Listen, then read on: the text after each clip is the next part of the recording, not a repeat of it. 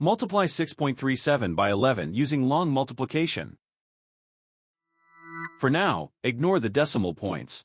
Start with the rightmost digit of the bottom factor, 1. 1 times 7 is 7. 1 times 3 is 3. 1 times 6 is 6. The first partial product is 637. Now use the next digit to the left, 1. Start one place to the left. 1 times 7 is 7. 1 times 3 is 3. 1 times 6 is 6. The second partial product is 6,370.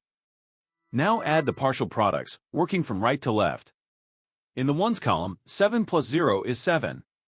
In the tens column, 3 plus 7 is 10. Put 0 in this column and carry 1.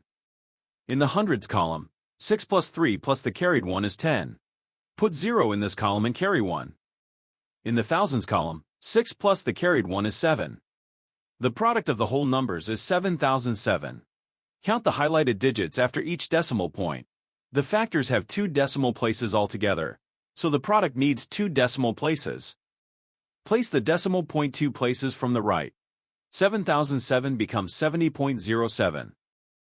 So 6.37 times 11 is 70.07.